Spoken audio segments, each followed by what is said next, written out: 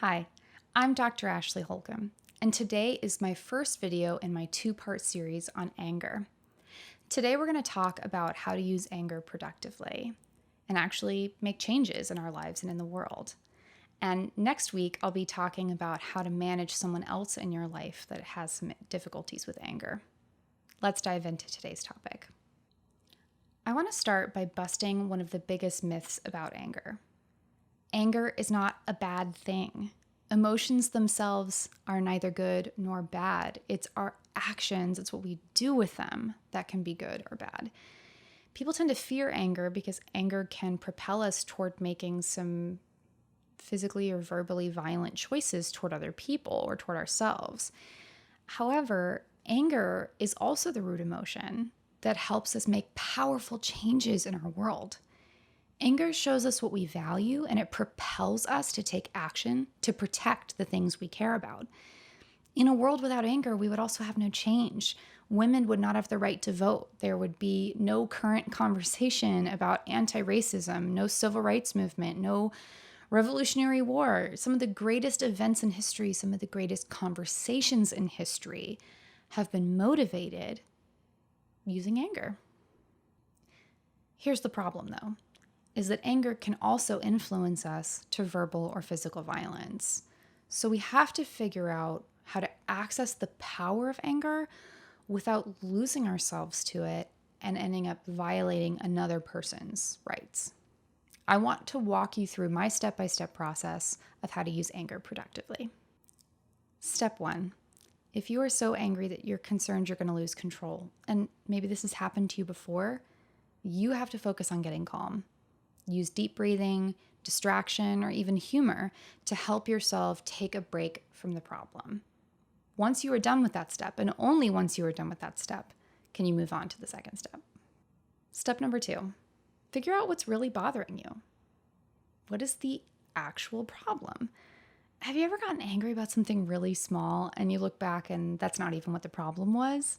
Like, I am not a pretty sight when I'm hungry. The hunger is super real, but that's a really easy problem to solve. Once I realize that I'm hungry, I just eat. Now, sometimes it's a lot bigger of a problem than that, but we still can end up missing what the actual problem is. Say you have a child who is just not doing their homework. Your initial reaction might be to feel angry.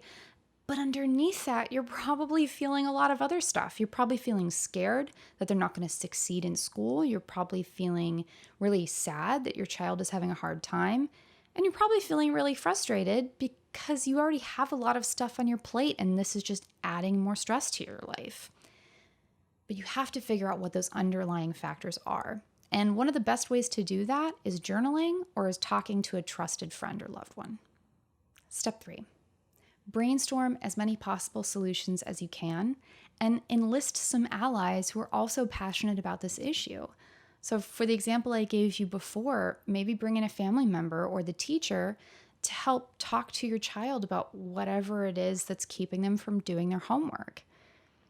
Now, if you're passionate about a larger societal issue, follow activists on that issue on social media. Go read books that have to do with whatever that subject is. Get involved in a local organization that's targeting that problem in your area. Whatever it is that's making you mad. Consider many, many possible ways of getting what you want and need and many other places you can get information so you can be more creative in whatever solutions you're looking at. And then you can end up making better choices that align with your values. Okay, last step, pick the best solution that's in line with your values, that doesn't enact violence toward other people, and go do it. Take the energy that anger provides and put it toward the solution that's actually going to solve the problem. Before we wrap up for today, I have 2 pieces of advice for you as you work these steps. The first is that when we think about something that's making us angry all the time, we can end up becoming really bitter. It's okay to take breaks. There's a difference between taking a break from something for a short period and avoiding it. It's okay to take that break and come back with fresh eyes to guard your heart from bitterness. Secondly, I know that there are a lot of issues and reasons that people feel angry and have a right to feel angry. I've worked with a lot of people who have been through abuse, who have been bullied, who have experienced oppressive systems, and they have real reasons to be angry. There's some real issues that we're talking about in our society right now, like racism, in which very smart, creative, healthily angry people have worked and worked for generations, and they still see the same problems pop up over and over again. And I don't mean in any way to invalidate that pain or that anger. What I found with my clients, though, is that when they use anger as a tool that helps them change their world, that's great. But when they're not using anger as a tool, but the anger is using them, when the anger runs the show, they're the ones who lose out. It's their lives that suffer from that. And so my encouragement to you, in particular, for anyone who's been through trauma, is get yourself in a community of other people that are on the same journey, so you can be reminded to take care of yourself, so that you can be around other people that are also fighting the good fight that you're fighting, and you don't burn out and you don't lose yourself to that anger. Thanks for tuning in today. Don't forget to click below to subscribe, to check out my other videos, and to stay tuned for part 2 of this series on anger. I want to remind you that these videos are not a substitute for therapy.